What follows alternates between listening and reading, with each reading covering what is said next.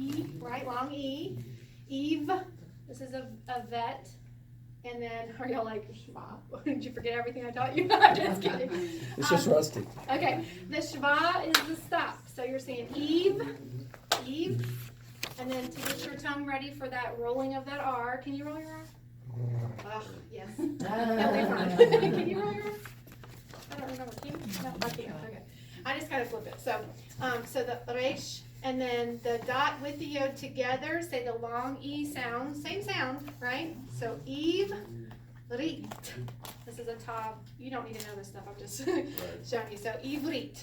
So that's the language you're learning is Ivrit.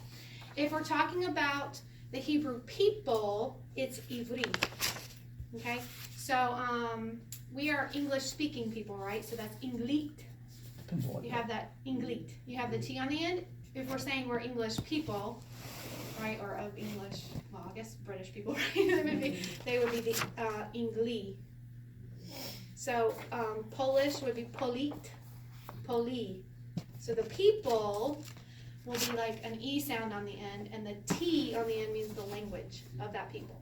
Okay, so Ivrit is the language you're learning. So I've lost count. I think I'm on 8 years. I think I'm on 8 years of Hebrew. I've been studying for 8 years. I've had 4 different teachers.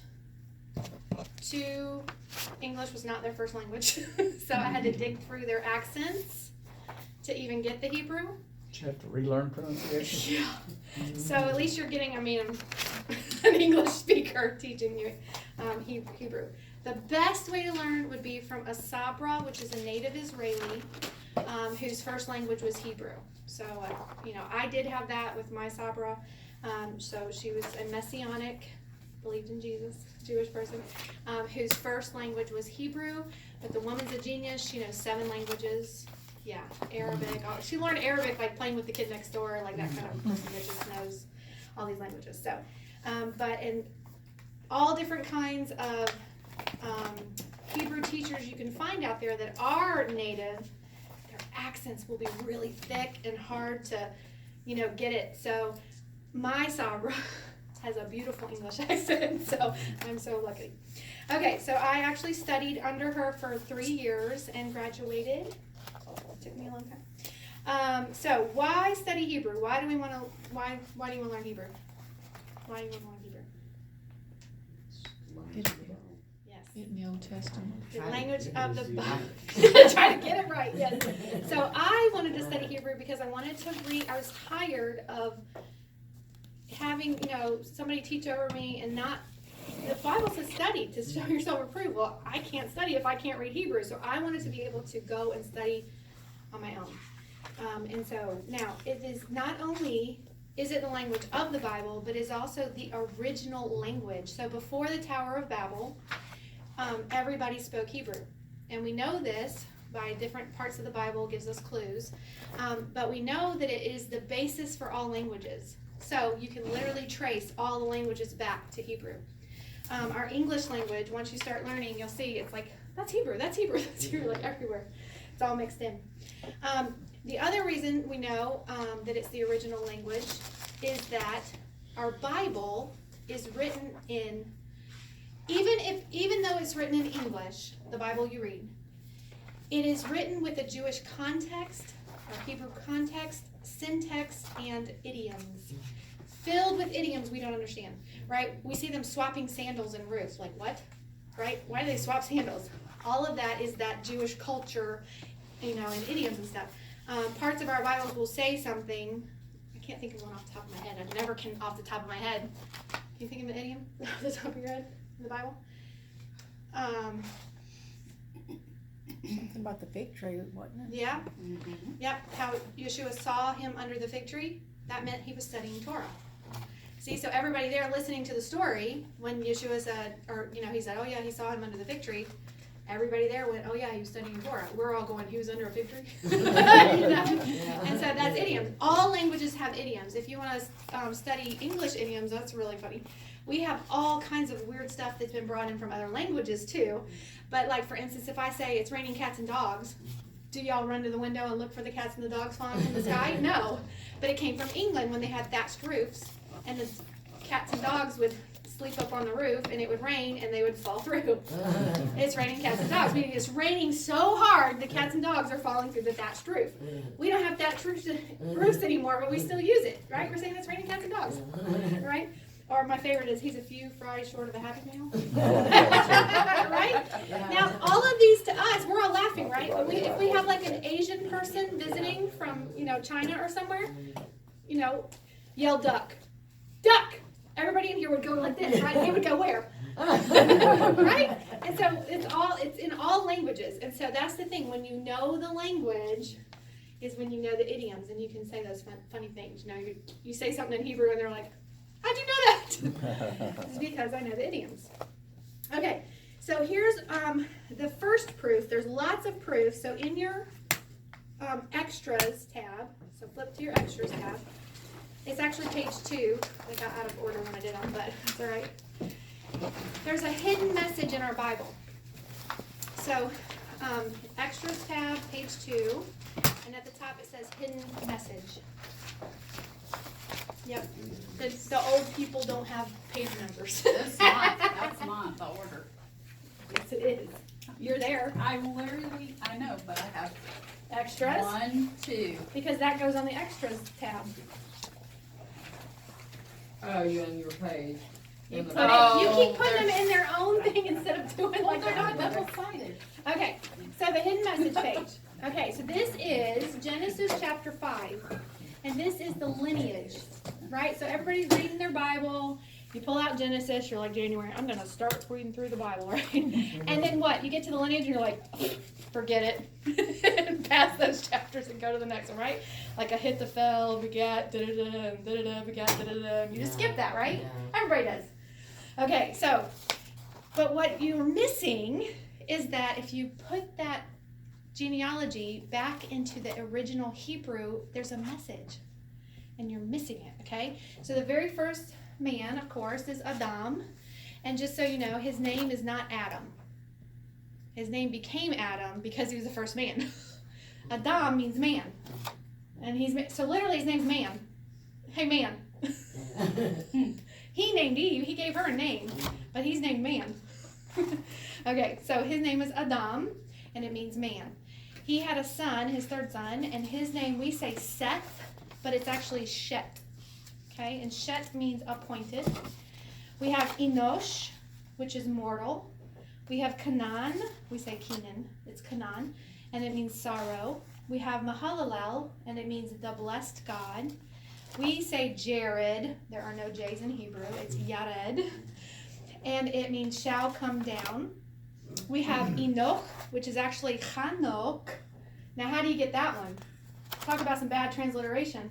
How they get an E out of a CH, out of a chet? It was somebody translating with my ability is what it was. Okay, so his name means teaching, and then we know Methuselah, right? He's the longest living man. His name was actually Metushelech, which, take off the Metu, what Shalach mean? Sent. Something about being sent, right? All right, his death shall bring, or his death shall send, right? Lamech, and that's how we say it. We say Lamech, and it's Lamech, the despairing. And then we have Noah, and his name was actually Noach, and it means comfort and rest. So if we string those together, like a story, it goes like this. Man is appointed mortal sorrow, but the blessed God shall come down teaching that his death shall bring the despairing comfort and rest. So don't skip over that genealogy anymore, because you're going to miss something. All right, and that's just Genesis chapter 5. There's a whole bunch more proof that our Bible is Hebrew. Okay? All right. So, the other thing, this is an example of idioms. So there's nothing to look at in your notebook. So, another example of idioms is Yeshua, or Jesus, hanging on the cross, and he says, anybody quote it? Eli, Eli, lama sabachthani. Okay, so why, my God, why have you forsaken me, right? Now, in English, so we're reading our Bibles, and Jesus is hanging on the cross, and we're reading this, and he says this, and we have it translated for us in our English Bibles. and we say, my God, why have you forsaken me? For the English, right? Well, in English, why is like a question, right? Like, why? Well, come and meet me. Why? Well, let's go over why. You're a little kid. Why is the sky blue? Okay, so in English, it's just a question. Why? In Hebrew, it's not a question. It is more, it's multifaceted, okay? So, lama is how you say it in Hebrew. I have it written on your notes. So, week 1 introduction notes, and that's in the middle green tab. Got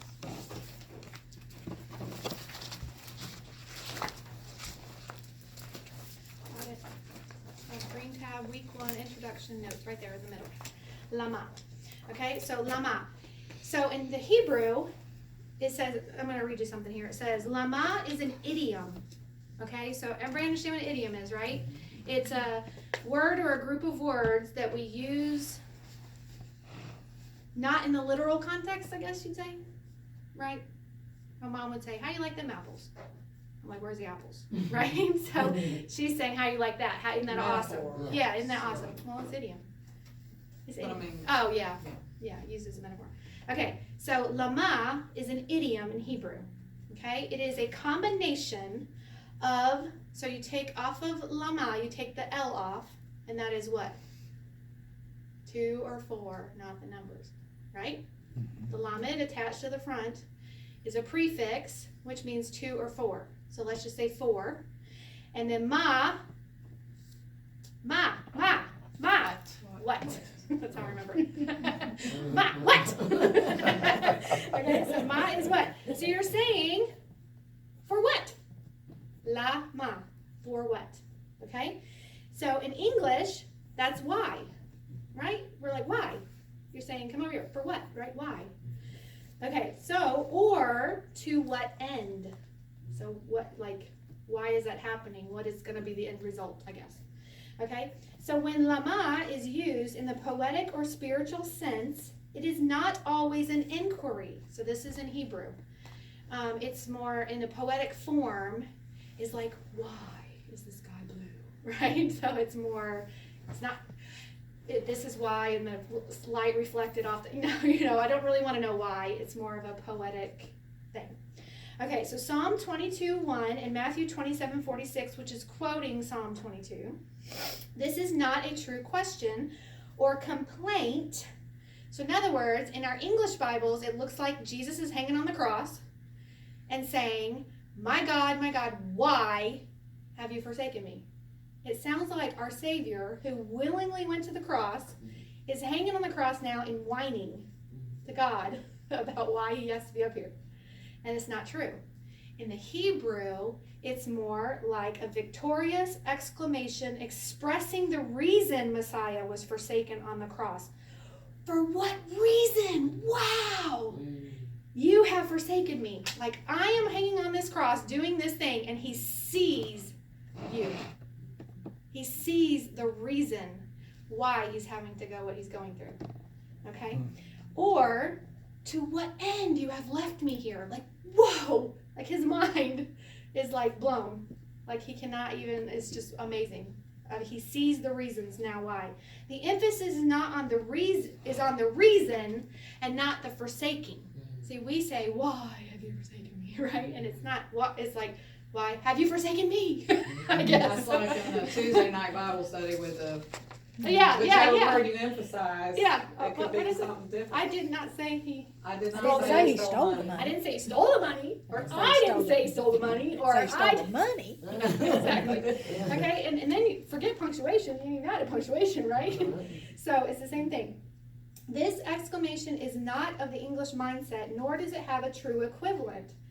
Some of these Hebrew things are really hard to translate, right? Or to even do a good job at it. Because of this, it can be easily interpreted as an inquiry or complaint. Dare we attribute either to our willing Savior on a tree? We literally are told over and over again that Yeshua went willingly to the cross, that he willingly gave his life, that he went, and then we hang him up there and he whining. Isn't it so silly? This is why the Jews are like, what is wrong with you people? Okay, so that was actually a lesson from my Sabra, my Israeli Sabra. Okay, pronunciation matters. Don't let nobody, I want to hear you say, well, it's just my Southern Hebrew. No, it ain't your Southern Hebrew. All right. Impressions matter. And your accent is the first impression in any language. So if you go to Italy, right, and you start practicing your Italian, they're an American, right, immediately, because you don't have all the intricacy and quality, right? So right now, especially if you're just starting, I want you to work your hardest on getting the pronunciation right, because as soon as you start using your Hebrew over there in Israel, they're gonna be like, hey, do you, which has happened to me. I'll say something that sounds really good, and they're like, oh, blah, blah, blah. Whoa, whoa, whoa. Yeah, roll it back in. And they're like, your pronunciation really good, thanks. I've worked hard on it. All right, a good accent makes a difference between a conversation that begins in Hebrew and ends in English, or a conversation that begins and ends in Hebrew. So your goal, right, is to speak nice, fluent Hebrew where they want to keep talking to you, rather than let's switch to English because you're killing me. You know. All right, so now I know a lot of people say, oh, I can't do it. Yes, you can. Okay, so here's the exercise. It's on your notes written out so you can follow along. All right, so B. Everybody say it. B, like a bumblebee, right? B. Okay, all of that is up here on the outside of your lips. B, right? Then go to the next one. Fee. Pay to class fee, right? Fee. So you went from the front of your mouth and you've moved back on your lips. Fee. Okay? Now, Old English, the. So you've moved from the front of your lips all the way to the front part of your tongue. And you're using your teeth now, right? The. All right, now C, like you see something? C. Still using your tongue, you've just moved back a little further. Okay? C. Now she. You're like all the way back in your mouth, right? Behind your teeth. You're still using your tongue. She. Now the Old English ye. Now you're like the middle of your tongue, right? Ye. Key. All the way back there, still using your tongue. It's like hitting key. He. Now that's like a Hebrew hey. All air passing through, not using your tongue, teeth, or lips. He. Okay? Now, that's where English stops. So we can do all those sounds with all of our English words. We stay completely on the outside of our mouth and we go to the back of our tongue, and then, or not back of our tongue, but the kind of the middle of our tongue, and then that breathy, not using any of it, letting air flow through. That's English. Hebrew has one more back, and so that is chet. So start with key, go key, he, chet.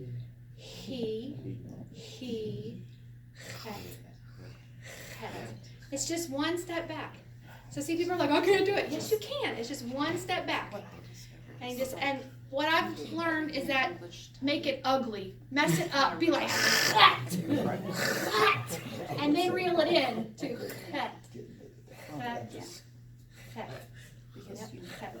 So when you're first learning and you have a word, Hanukkah, like really just make it ugly to get it out there, and then just slowly make it nicer and nicer and nicer, and then you'll be like Hanukkah. No big deal. Okay, now that's Hebrew. Arabic goes back one more, and they have one more sound that's even further back. And I mean, I can't even fake it for you. I cannot do it. But it's the ayin. So this letter, ayin, that's silent for us and silent for Hebrew, right? In Arabic, it's pronounced and it's a guttural, like in their throat. So I can't do it. I need to find somebody. I know a couple people that speak Arabic, and I'm like, can you come demonstrate one day? Just say it and leave. Tape them. Okay. Video would be better. Yeah. I want to see their mouth. Yeah. Open up. And there you go. She'll look it. Yeah, look it up on YouTube. Okay. So, now if you're really, some people when you're learning a language, they're like so interested in all this stuff, linguistic, like my brother. He's like all up in that. So if you want to know more all about that, I gave you a sheet. It's not numbered. It's on your extras page. It's just the back page of your extras tab. Yep. And it actually has a YouTube website address, so no, you have to type all that in, crazy stuff. If you're on the Facebook page, it's already there and you can click on it. Okay, but this is Ruben. I forget his last name, but anyways, he's of linguistics, and he does all kinds of languages, not just Hebrew. He's a linguistics tutor. I guess you can like hire him and he can come teach you and stuff. This boy. So I didn't know anything about him, and they sent me the video, and he starts talking, and he's like in a Israeli accent English speaker, right? So he's like, "Hello, my name is Ruben, and Reuven, and da da da," and he's like speaking in English, but with an Israeli accent. I'm totally thinking he's, Israeli. And all of a sudden he goes, "But my name's Ruben, and I'm from, Michigan or wherever he's from." I'm like, "What?" Because he's a linguistics professional, and so he masters the accents, he masters, all the techniques and stuff.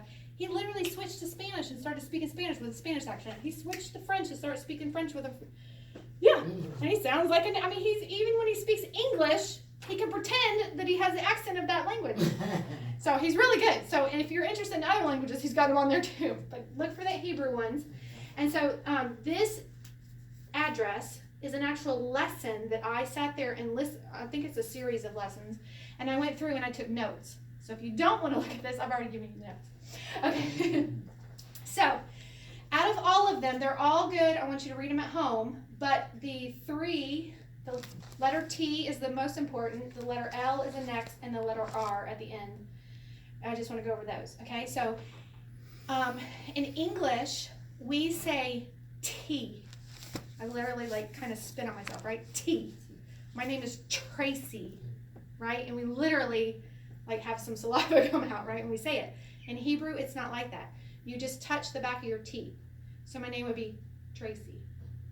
Tracy. Okay? So the letters Det and Dab. Not Tet and Tav. Okay? So Det, Dav. And Ivrit. No Ivrit. Right? Ivrit. Oh, she does it? Oh, and I ain't in Arabic.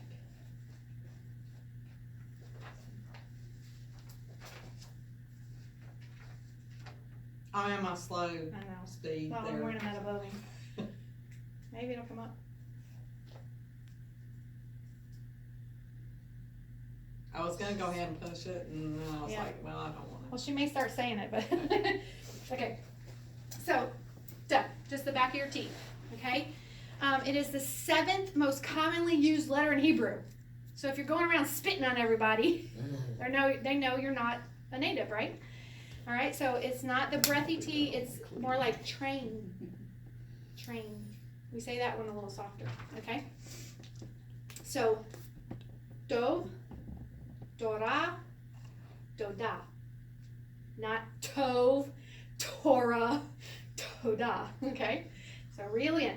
All right, the next one is the letter L. In English, we have 2 of them. He uses the word label. So we have la, able, right? And we have label. We have 2 different L's in English. In Hebrew, there's only 1. And so you just touch your tongue to your teeth. It's the end one, yeah.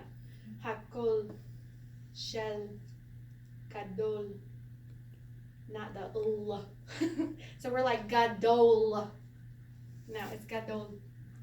Gadol. Okay?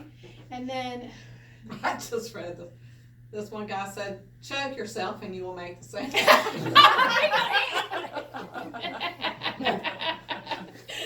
That's probably accurate.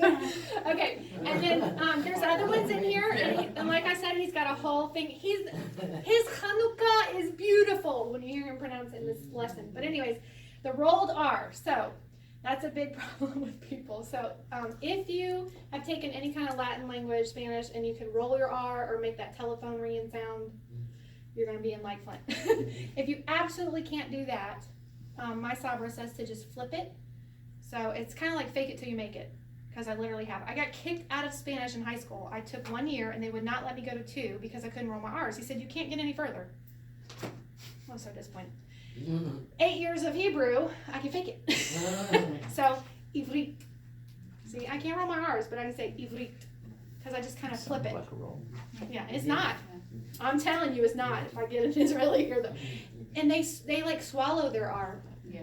It's more like I can't do it, but it's like ivrit. It's easier when you sing Yeah. to do it. One of my Israeli friends, his name was Arad. Okay? And I said, what's your name? And he said, Arad. I said, what? I said, spell it for me. I said, oh, Arad. He said, well, yeah. Because they literally swallow that R. It's like not even there. It's like, Arad. Okay? All right, so there's more on there you can read when you get home. And I didn't number that page because I'm going to reference it again. That's why it's not. Okay. So, now, here's another way pronunciation matters. So, and usually I like to have one here from the freezer, but we have this nice special bread that we have on Shabbat called challah. Challah bread. You might have heard it as challah. It's not challah bread. I've heard it as hollow. That too. So, it's challah bread. Okay? So, challah. And this is on your notes over here. Challah. Okay? Now, you'll have somebody say, well, I'm just going to say it how I say it. You know, I'm not, right? I'm just going to say it my Southern Hebrew. If you say halah, so you cut off the chet, the C, off the chet, right? Like Hanukkah with an H. You say halah, it means that one. So if I'm trying to say, would you like some challah bread to an Israeli, and they're like, well, which one? Well, that one, what you mean? They have no idea what you're talking about. Then you say halah, that means further and onward. So they're like, do you want some further and onward? No. Now, the funniest story I have ever is I was in an argument with somebody at my old congregation up north, and over pronunciation of something. So I emailed my Sabra and asked her the question. I said, all right, now, tell me the answer. Who's right? I didn't care if I was wrong, but I want to know who's right. You know, what's the right way? She just died laughing. She said, if you only knew. Here she is, Israeli Hebrew, who speaks fluent Hebrew, and she goes into all these Messianic congregations all over America. She said, she wouldn't tell me who it was, but she said, I went to this very famous man's congregation. He had a giant flag. So like, the flag, you know how people like have the flags on poles and they're like marching down the aisle with the wrong Hebrew on it. Wrong Hebrew. Then at Oneg, which is the meal afterwards, somebody came up and asked her if she wanted some olive bread. She said, no, thank you. First time I went to get some at Publix is the only place I could find it. Uh-huh. And the lady said, oh, you mean hollow bread. That or Sure. challah. If you want challah bread, the best is at Whole Foods. Really? Yes, and it makes the best French toast. They Okay. only put it out Wednesday. Yeah. That's the earliest they put it out, Wednesday, Thursday. Okay, so when in doubt, if you already have a complete Jewish Bible, it has one of the best dictionaries in the back. I can find it somewhere right here. Dictionary. Okay, and it will actually show you the dark is the accent. Okay, so it actually separates it for you and has it black for the dark accent.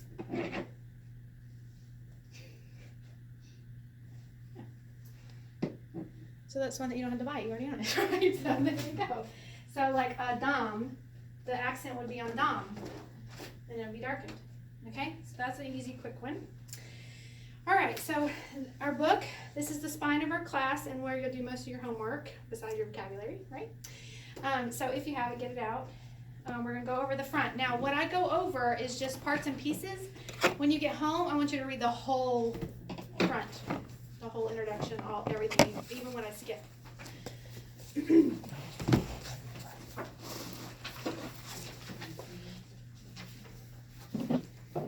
All right, so actually, before we get started, for the new people, and I don't know, did you correct?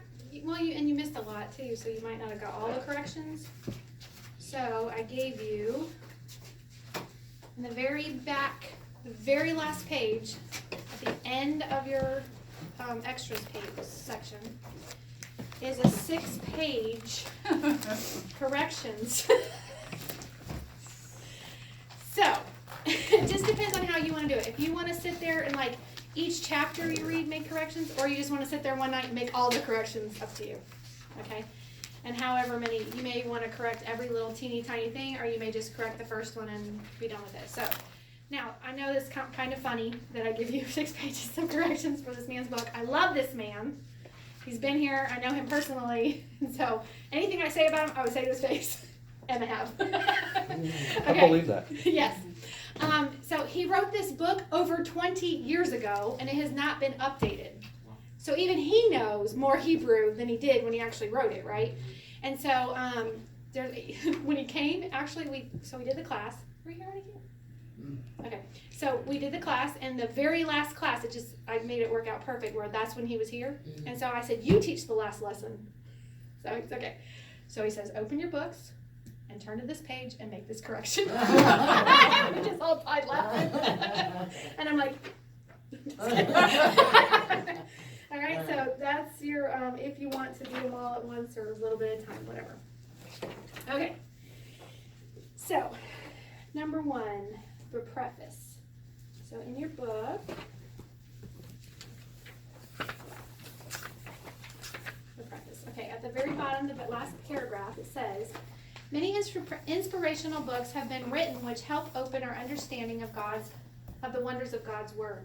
But I hope to take the reader a step closer to God's heart by examining some of the minute, untranslatable features of the Hebrew Scriptures.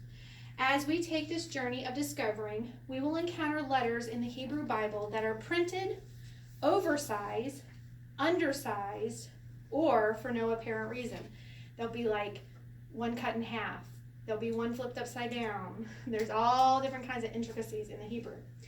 We will encounter letters that are printed upside down, broken in half, suspended in midair. We will discover why nearly every column of the Torah scroll begins with a letter that symbolizes a hook, and why some passages of scriptures are printed in such a manner as to look like a brick wall. Do y'all know what that one is? Did you forget? Genesis 15? No.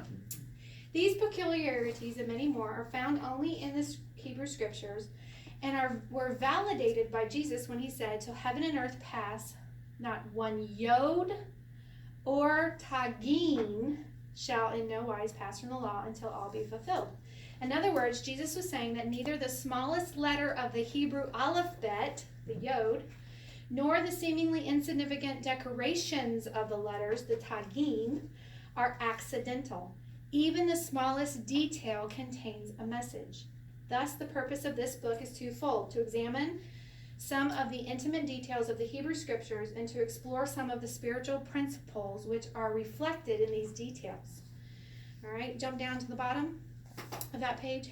In order to complete my studies, I began to learn Hebrew, which opened up a whole new world of insight into the Scriptures and the ways of God. Though I have much to learn about this fascinating language, my efforts thus far have been richly rewarded. One rabbi said that the studying of the Bible by means of a translation is like kissing a woman through a veil, which is what we do. We literally, I mean, some people get mad when you say it, but that English Bible is a commentary on the Hebrew Scriptures, right? We're reading the commentary because they have their opinions and agendas and things that they weave into it. Through the following pages, I hope to lift the veil a little so that the hidden beauty of God's Word may, to some degree, be perceived by the reader. For the ruggedness and stark beauty of the land of Israel are reflected in the sounds, textures, and rhythms of the Hebrew language. But more importantly, many spiritual insights are contained in the shapes and arrangements of the Hebrew letters. Rabbi Abraham Joshua Heschel said it best when he wrote, "It is not enough to know how to translate Hebrew into English. It is not enough to have met a word in the dictionary or to have experienced unpleasant adventures with it in the study of grammar. A word has a soul, and we must learn how to attain insight into its life." And jump down to the end. Last sentence, it says, with God's help, we will gain insight into the lessons contained in the Hebrew letters as we study the Hebrew Scriptures in his own words. Right? Yeshua is the Torah. living Torah. He is the Word. And so these are his words. Okay, so using your book, so Hebrew is from right to left. So if this was your first time seeing it, it confused you, but English, we read left to right. Hebrew is from right to left. I heard it taught one time that side of the world reads from right to left. We read left to right, and the Chinese and Japanese read up and down. And it's like God holding all the languages in his hand in a book. Yeah, I like that. Okay, so each letter in the Hebrew is a word picture. Okay, so she's going to pass around a sheet, and on the sheet, the first column is how Moses would have wrote. So where did Moses live? Where was he born and lived? And what do they have over there? Hieroglyphics. Okay? So Hebrew, when Moses was writing down the Torah, so God's speaking the Torah to him and he's writing it down. Ching, ching, ching, ching. No, but he's writing on papyrus. But anyway, so writing, he would have been writing in Hebrew hieroglyphics, basically, right? So every single letter is a word picture.